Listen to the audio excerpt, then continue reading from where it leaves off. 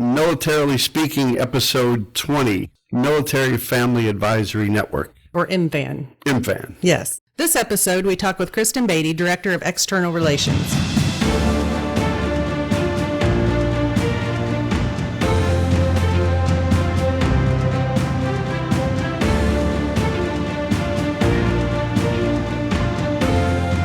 I'm not going to do a personal segue today, okay? But I'm going to segue later. Is that okay? Yes, as in right around the place on a segue? Yeah. Ooh. Are they spelled the same way? We can't afford the work comp for you to do that. Segway is Segway. I don't know. Well, what good are you? Apparently not very much. Carry on. All right. Welcome to Militarily Speaking, brought to you by Armed Forces Bank. This is Tom McLean. And as I segue over to my co-host, Jodi Vickery. Yes, it was a plethora of comments. Episode 20. Can you believe that? That's a lot. That's like a milestone. We should have had snacks or... So you should feel special with the 20th. That's kind of a milestone, right? It's almost silver. That is a wonderful milestone. All right. What's 20 normally? I don't know. It's not paper. No, that's one, isn't it? All right. Again, welcome to our show. We're excited to have you listening and learning all about Military Family Advisory Network, or as we've already discussed, MFAN. I'm going to take just a second and introduce our guest. Kristen joined the MFAN team as the Director of External Relations with over 15 years of experience in development and communications for the healthcare industry. Kristen leads the development, government relations, and communication efforts. She has also led successful development campaigns in annual and major giving, and most recently led a 4-year, $42 million capital campaign for a hospital system in Pittsburgh, Pennsylvania. She has managed all aspects of development and individual and corporate giving, planned giving, securing private foundation grants, and managing government relations with state funding efforts. She prides herself on building relationships with donors and helping them focus their philanthropic giving to a cause that's important to them. She currently lives in Pittsburgh, Pennsylvania with her husband, Tom, a Pennsylvania Army National Guard veteran. Yes. Thank you for his service and for yours alongside. Kristen and Tom are both passionate about supporting issues that impact veterans' families. So wait a minute. And he's got a great name, Tom. I know. Yeah. You also enjoy doing some things like reading, right? I do. What's your favorite book? What's my favorite book? That's a good question. I've read some really good ones lately. I wouldn't say it's my favorite, but one of the best ones I've read lately was Stanley Tucci's book, My Life Through Food. It was really, there was recipes. I also love to cook, so there were some really great recipes in there as well. All right. See, we should have had snacks today for our 20th. I know. You also like to travel, so what's been your favorite destination? I would say Napa Valley, California is high on my list because I also enjoy wine. Oh, that's that wine tasting stuff, right? Mm-hmm. All right. Napa, Sonoma, yeah. And then your favorite restaurant? My favorite restaurant. It could be some mom and pop in Pennsylvania, right? Yeah, and honestly, it is. It's a great little Italian restaurant here in Pittsburgh called Girasoli. Excellent. All right. Shout out to them. They're going to pay us now for advertising. Now I see your secret plot. Nike, McDonald's. Yeah. Oh, my goodness. All right. I should have apologized at the top of this for Tom. No, she enjoys my company. I do. We've already talked several times. Okay. I'll take your word for it. We've chatted quite a bit. I was prepared for this. Yeah, she knew. She knew who I was. You understand the apology. Well, welcome. After all of that traumatic introduction, welcome. Tom and I are sure happy you've joined us today. And to kick us off, it would just be great for you to tell our listeners, some of whom are probably familiar, but not all will be, a little bit about Military Family Advisory Network and your mission. Yeah, absolutely. So thank you so much, first of all, for having me here today. It's great to talk with your listeners about our organization and the work that we do for the military community. At MFAN, our mission is to understand and amplify the needs of military-connected families. And through that is through data-inspired change. What we do is conduct research to really identify the needs of what are military families experiencing, what are their needs, and how can we then develop resources and response to those needs. This allows us to really work to develop programming, design and raise awareness, and inform policy so that we can make sure that military and veteran families are thriving. 3 of the key issues that we do address through our research and work are related to housing, food insecurity, and financial readiness. We are approaching our 10-year anniversary next year. Congrats. And we're founded by our president and executive director, who is an active duty Navy spouse. So as you already mentioned, this work is certainly personal for me. My husband, who served 10 years in the Pennsylvania Army National Guard, and our team is largely made up of military connected spouses, family members. And so we are all very passionate about the work that we do and wanting to serve the families that we do. And none of the work would be possible without the support of our donors, our partners in the space, organizations like yourself. So truly appreciate that. That's awesome. We have that in common. I think the most recent stat, Tom, is 85%, I think, of our branch team are related directly to the military, largely spouses, veterans that have worn the uniform. We understand it. Yeah. That's who we are. Yeah. So we talked to, like I said, a couple of times before, and we took on Military Family Advisory Network, MFAN, as sort of our lead organization that we were supporting during Days of Giving. So that was important to us because we know that food insecurity is a big crisis, especially in our military families. And so it made sense for us to do that. The issues hitting the national spotlight, I think Shannon, as your executive director, attended the conference on hunger, nutrition, and health at the end of September.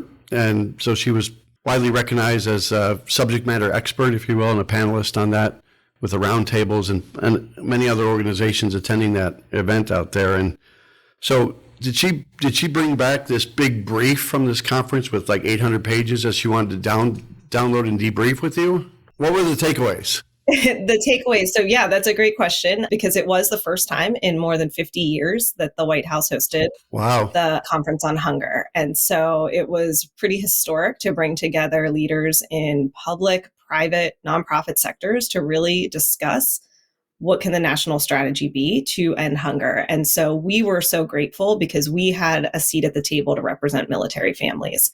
And so when being there, we were able to shed light on what is happening with military families in terms of food insecurity in some of the areas that our research has showed as the highest incidence.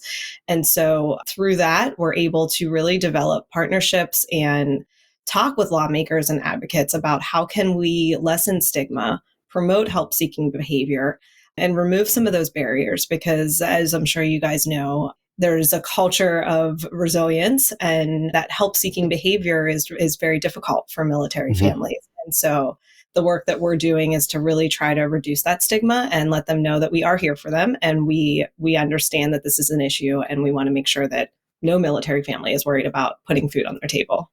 They should not be. I think you correct me if I'm wrong about the stats. So is it 1 in 4 or 1 in 6 families that are experiencing food insecurity? Is that the data still?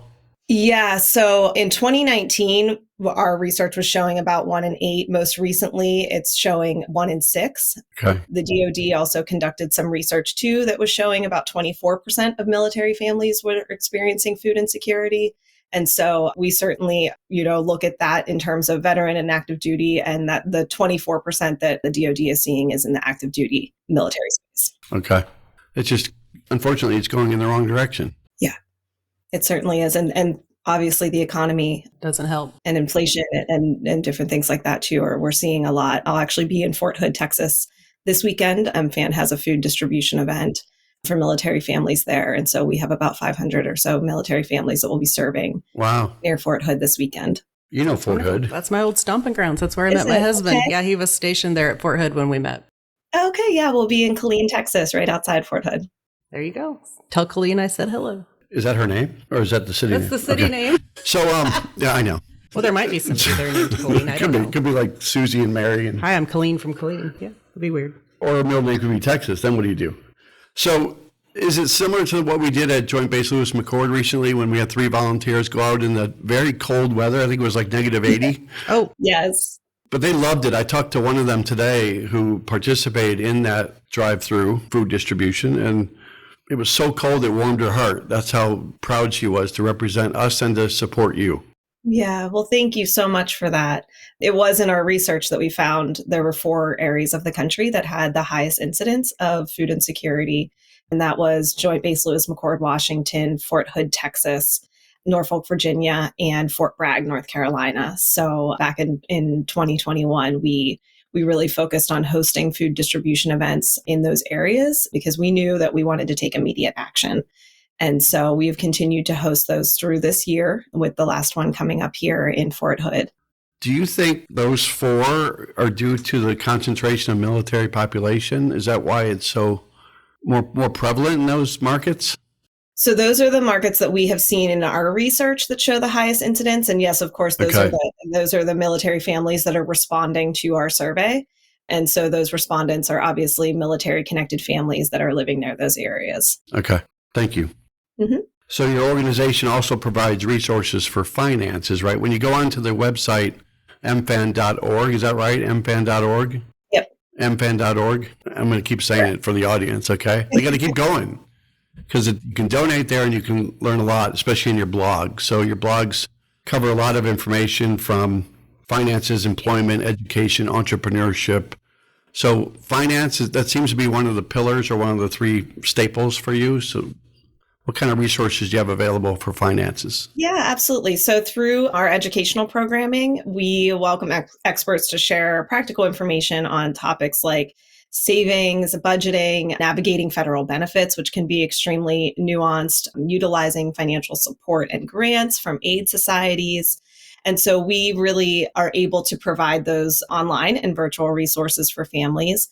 And then also recently for veterans, in partnership with the Association of Military Banks of America, we launched a financial education resource called VetSense.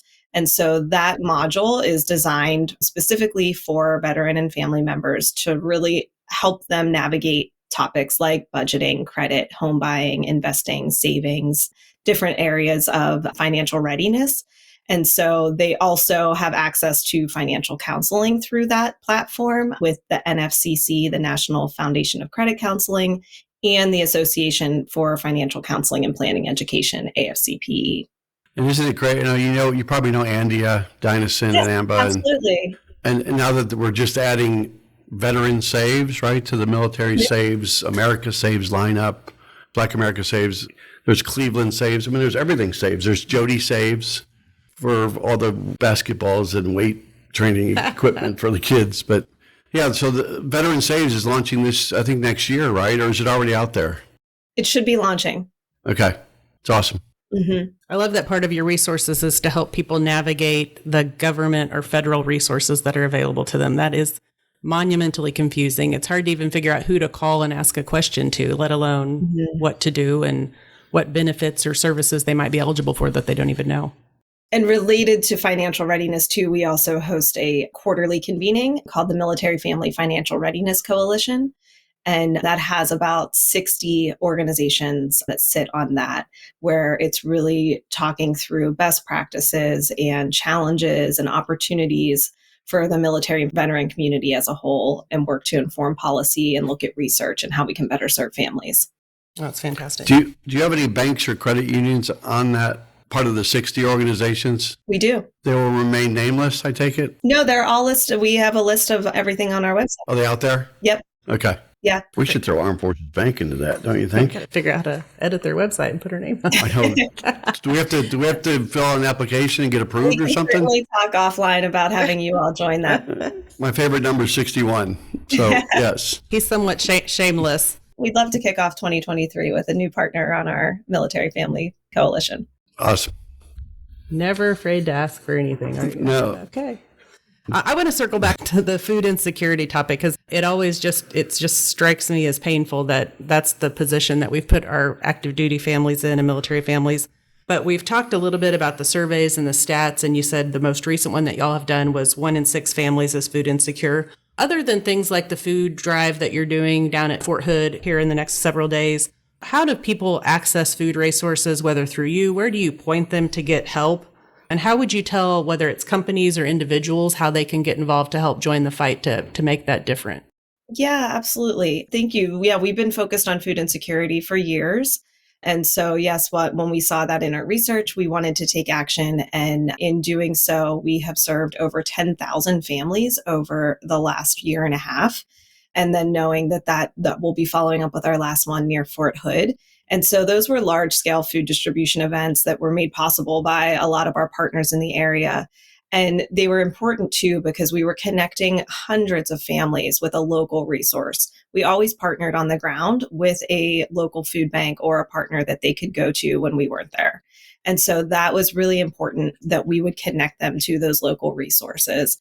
And each person that attended would receive a resource bag too, with information on benefits to access and ways that they could find support in their area. Because as you know, a lot of military families are moving every couple years. And for them to then go through that transition of learning, what are our new resources in this area? Where can I seek help, which can make things a lot harder. And so we make sure that we're connecting them with the local resources in their area so that they're able to find those when we're not there. And then we also were conducting additional research on the causal factors that lead families to food insecurity. And so what we're doing over the next year is really looking at long-term change. We know these food distribution events were an immediate need to provide food to families, but we want to make sure that we're moving the needle and that this isn't something that families need to do.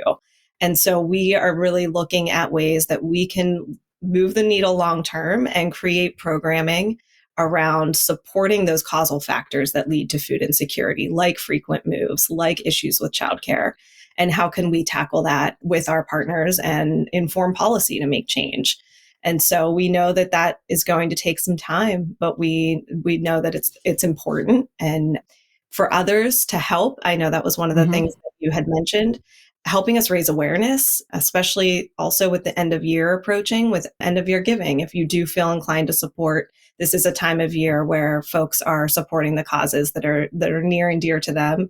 And certainly we encourage you to donate to support our Combat Military Hunger campaign that supports families. Excellent. And they can do that via your website, the MFAN. Correct, at mfan.org. Told you we'd say it a lot. I know, mfan.org. We know how important that food insecurity is too. We just, not too long ago, we helped prop up a food pantry at Fort Leavenworth, Stronghold Community Food Pantry. And, you know, the more we can get the word out there and the more resources are available to them, I know it's tough environment and tough to find the right places to go to get sustenance and to make sure that you're taken care of. But every organization such as yours that is in this business to help in the food insecurity is the more the merrier, as they say, right? Yep, absolutely. And that's why we make sure too that we are working with partners on the ground, because we know that we are not able to tackle this alone. And we like to convene with others and make sure that we are working together, because the collaborative response is the best response. Right. So tell us, Jodi, and you just talked about more of combating and how we can volunteer and participate and support and how organizations can chip in. And then you talked a little bit about, for those that PCS or those that are moving to different installations, are there housing resources you have for those families and helping them as they PCS? Yeah. And so actually we do convene also a military housing roundtable throughout the year as well. So it's very similar to our Financial Readiness Coalition, where we do have a group of public and private partners that are helping to ensure affordable, equitable, and safe housing for military and veteran families. And so this group really convenes to share research, offer programming, and collaborate on solutions to improve housing on and off base. And so we also offer, in addition to the coalition that convenes to really move the needle to support families, we do have the virtual education events as well, similar to our other virtual programming related to housing, understanding allowances, entitlements, and things like that. Good stuff. Kind of one last area that we specifically wanted to get into, again, on your website, mfan.org, right? We see that there are a lot of mentions out there of great information regarding health and just general well-being, which is sort of kind of keeping the whole person in a good place, right? How might our listeners know what's out there for them? We also see MilMap on every page. I'm curious. What's a MilMap? Did you make that up? So actually, you were just asking about how we are connecting families to resources in their area. So MilMap is a way to connect families to their community and support services where they live. And so you can enter your zip code on that. It's basically a resource directory. You can enter your zip code there and can be connected to a list of organizations, programs in your area. And so it can help with assistance around potentially moves, resources for your children, employment support, health and wellness information. And so our team works to update that and make sure that some of the resources in the areas of the families that we serve are local and listed. Excellent. Make it very easy for them to find what they're after. You covered a lot of ground in 23 minutes and 21 seconds. So is there anything else you want to tell the audience before we get into our game? Just her stress. We thank you for supporting our efforts through your Day of Giving. You're very welcome. And like I said, especially at this time of year, it's important to support the organizations that are making a difference. And if there are military families listening too, we are there for you with resources and help. And so just makes such a difference at this time of year to know that. And thank you for allowing us to tell you a little bit more about our organization and how others can become involved and raise awareness about what families are experiencing. Well, we definitely appreciate your time and sharing the story. And for our audience, once again, mfan.org. You heard how you can help and engage there, particularly this time of year. By the way, you and I have something else in common. We both did government relations sometime in our life, and you're doing it now. Okay, yeah. It's tough with those lobbyists, isn't it? So actually, we are in a good spot where we are not advocating. So we're not doing advocacy work, but our research informs any of so that's how we are making sure that we're moving the needle, that we work closely with policymakers with our research to inform how to move the needle and improve things for families. Well, with your attitude, your desire to make a difference, you usually find a way to yes in your advocacy. I always got to no. I know. I think there's probably a mountain of funny stories in your government relations work. Oh, yeah. That we need to dig into offline. We'll do another podcast on that. We'll invite you, too. Yes, we're putting up with you. So hopefully you'll hang out with us for just another second. Hopefully Tom didn't scare you off saying we're going to play a game. I promise we're not about to put you on the spot, but we are going to put our listening You were put on the spot on in a game. Should we? No, that's because it was difficult. Here's a question. Tell me who Dave Wanstead is. Dave Wanstead, he was a pit coach. All right. You passed. Good job. You get a prize. It'll be in the mail in about a week. All right. So let's play the military minute. Yes. But we digress. The military minute. So if you listened last time, which I'm sure, they did, the question was regarding the movie Die Hard. We still have not resolved Christmas movie or not. Totally a separate conversation. Is Die Hard a Christmas movie? I'm going to say yes. Thank you. She's the only one that says no. I'm having a hard time with things blowing up in a Christmas movie. Yeah. Yeah, that happens in my house. All right, let's go. So the last week's question, and I'm going to leave out the last name again this time because it's very hard to say. What tunes does Argyle have a last name? No. Play on the limousine tape deck on the way to the Nakatomi Plaza with McLean? So hopefully you answered this right. Do you know the answer?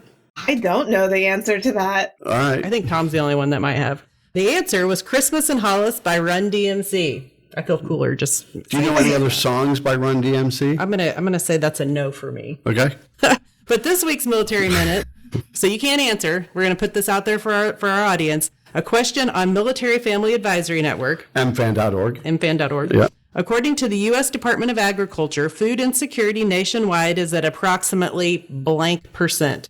Don't answer. She probably knows the answer.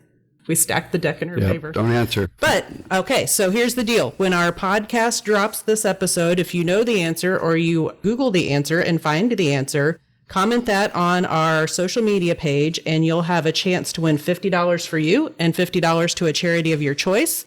And I would just encourage you to think about going to mfan.org to use that $50 for a charity of your choice. If you enjoyed today's episode as much as Jodi did, go out to afbank.com and subscribe to the show. Also, make sure to rate us. Leave us a comment on your favorite podcast platform, such as Apple Podcasts or Spotify and YouTube. And to you, Kristen. Thank you so much. Thank you. Have a wonderful holiday, and thank you for all the great work that you and your organization do for the country and for our military families. Thank you. I appreciate you both having me on today. It was lovely talking to you, and I hope you have a nice holiday, too. All right. Thank you. Bye. Bye, guys.